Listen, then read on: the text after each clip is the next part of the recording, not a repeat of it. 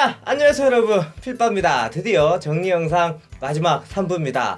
우리가 1부에서는 에피소드를 다뤄봤었고, 그리고 2부에서는 캐릭터들에 대해서 한번 다뤄봤었죠. 그리고 마지막 3부에서는 장면과 대사에 대해서 한번 다뤄볼까 합니다.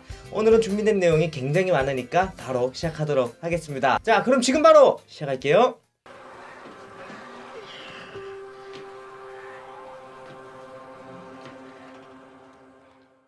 자, 우선은요, 우리가 최악의 장면부터 한번 뽑아보죠.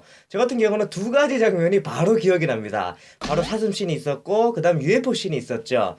그 중에서도 이 사슴씬 같은 경우는 수많은 패러디를 양산하면서 워킹데드가 전 세계적인 조롱감이 되는 사건이었습니다. 이 장면에 쓰인 CG는 뭐 거의 충격에 가깝다고 볼 수가 있죠. 뭐 말이 나온 김에 사슴부터 한번 살펴보도록 하겠습니다. 리크람쥐는 미션과 함께 물자를 구하기 위해서 놀이공원으로 갑니다.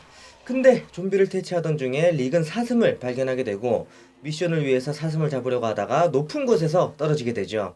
대략적인 내용은 뭐 이 정도예요. 사슴 같은 경우는 크게 그렇게 스토리랑 상관이 없었습니다. 다만 문제가 됐던 것은 릭과 미션이 간만에 이렇게 좀비를 막 죽이는 모습을 긴장감 있고 박진감 넘치게 보다가 갑자기 홀로그램 같은 사슴이 등장하니까 뭔가 이렇게 확 깨는 것이었죠. 다른 말로 하면은 뭐 탑 클래스급의 좀비 분장을 보고 있다가 갑자기 이상한 사슴이, 화소도 맞추지 않은 사슴이 튀어나오니까 비교가 엄청나게 됐던 기억이 납니다. 뭐 결론적으로 봤을 때는 이 장면은 실망도 실망이지만 사실은 좀 워킹데드를 보면서 좀 약간 깼다, 깬다 이런 느낌이 좀 많이 들었던 장면이었습니다. 자, 두 번째로는 UFO씬이죠. 이 장면 같은 경우도 정말로 좀 문제가 많았습니다. 우선은 자료화면을 보면서 좀 얘기를 해보죠. 릭그룹은 납치당한 가브리엘을 찾아 나섰다가 힙스터라는 새로운 그룹을 만나게 됩니다.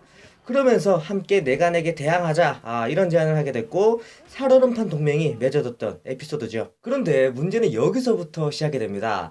사실 힙스터 그룹 같은 경우는 이 에피소드를 통해서 우리에게 처음으로 소개가 됐기 때문에 이들의 복장이라든지 그리고 아지트라든지 그런 부분들을 보여주면서 이 집단이 어떤 특성을 가지고 있구나, 그런 부분들을 시청자가 좀 파악을 하게 해줘야 되죠. 그렇기 때문에 제작진도 초반에는 좀 신경을 많이 쓴 것으로 보였습니다. 뭐 세트장이라든지 복장이라든지 분장이라든지 그런 부분들을 좀 세세하게 하면서 힙스터 그룹은 이런 집단입니다 라는 것을 우리에게 좀 전달을 해줬었어요. 그런데 그 다음 장면이 바로 문제가 됐었죠. 릭이 힙스터 그룹의 아지트의 정상에 올랐었을 때 릭의 얼굴이 클로즈업이 되는 장면이 있었는데, 와, 이거 뭐 정말 진짜 엉망이었죠. 이거는 뭐 영상을 한 번도 안 만져본 사람도 이거 좀 이상하다, 이거 CGT가 많이 나는데, 그런 생각이 들 정도로 굉장히 낮은 퀄리티의 CG였고, 그리고 중요한 순간에서 나왔기 때문에 더욱 이 아쉬움이 커질 수밖에 없다.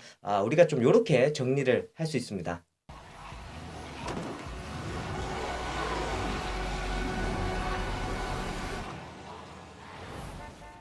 자, 그리고 이제 최고의 좀비 킬 장면을 뽑아보죠.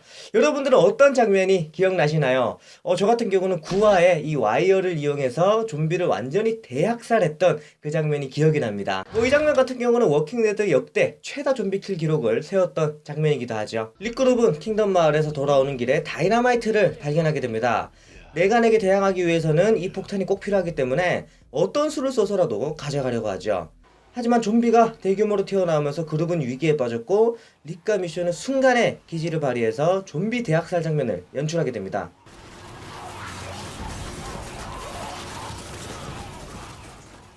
이 장면 같은 경우는요, 완벽했죠. 우선은 긴 휴방기를 마치고 돌아온 에피소드이기 때문에 야, 우리 워킹데드가 돌아왔어, 약간 이런 신고식 개념의 장면이기도 했습니다. 특히나 이 장면에 담긴 의미는 확실했죠. 제작진의 의도대로 릭과 미션이 부부로서 무언가를 좀 이렇게 함께 했으면 좋겠다, 그런 마음에 둘만 남겨놓게 되었고, 그리고 릭과 미션은 차량 2대 그리고 와이어 하나로 좀비를 대학살하게 되는 그런 장면을 연출하게 됩니다. 한편으로 이 장면은 스턴트맨이 대규모로 쓰였고 CG 처리도 굉장히 잘 되면서 워킹데드 역사에 길이 남을 장면으로 남게 됐다, 이런 식으로 볼 수 있고 또 우리가 정리를 할 수 있을 것 같습니다. Why are we here?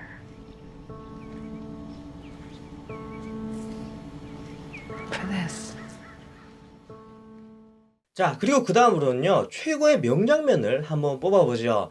이 부분 같은 경우는 선택하는 것이 좀 굉장히 힘들었습니다. 여러 가지 장면이 이렇게 좀 생각이 나기도 했고, 막 머릿속에 이렇게 지나쳐 갔는데, 그래도 저 같은 경우는 좀 이렇게 한 가지만 뽑는다고 한다면, 요 근래 방영된 피날레 에피소드 샤샤의 해상씬을 뽑고 싶습니다. 이 장면을 뽑은 이유는요, 굉장히 간단하지만 강력합니다. 왜냐면 사샤의 죽음을 굉장히 시적으로 표현했다. 이렇게 좀 볼 수가 있거든요. 사샤는 관 속에 들어가서 알렉산드리아로 가는 중에 계속해서 과거의 일들을 회상합니다. 아브라함과 대화를 했던 것, 그리고 메기와 대화를 나누는 장면까지도 나오게 되죠. 사실 메기와 대화를 나눈 장면은요, 실제로 있었던 일인지 아니면 관 속에 있는 사샤의 머릿속에서, 그러니까 상상 속에서 진행되고 있는 일인지는 아무도 모릅니다. 왜냐면 안 가르쳐 줬으니까. 하지만 제작진의 의도는 굉장히 확실했죠. 플래시백 장면에서 사샤 본인도 이런 말을 합니다. Why are we here? 우리가 지금 왜 여기 있는 거지? 뭐 그런 식으로 자기도 몰라요. 하지만 이 장면을 보면 알 수 있듯이 태양이 저물고 있죠. 메기와 사샤는 일몰을 감상하고 있고 알렉산드리아를 향하는 사샤는 자신의 삶이 저 태양처럼 저물고 있다. 뭐 이런 의도로 플래시백을 연출한 것 같습니다. To suffer. 이런 식으로 캐릭터의 죽음을 대단히 시적으로 표현했고, 그리고 사망이라는 잔인한 부분을 역설적으로 굉장히 좀 아름답게 그려낸 것이 아닌가 생각이 됩니다. 또 한 가지 예가 있다면 사샤의 오빠 타이리스죠. 타이리스의 죽음도 굉장히 좀 예술적으로 표현을 하면서 수많은 시청자들의 눈물을 쏟아냈던 기억이 납니다. 저는 그래서 이번에 사샤의 죽음을 보고 제작진이 사샤와 타이리스 남매를 굉장히 좀 아끼는구나, 그런 생각까지도 좀 들었습니다. 또 한편으로는 사샤의 회상신을 보면서 뭐 이런 생각도 들었어요.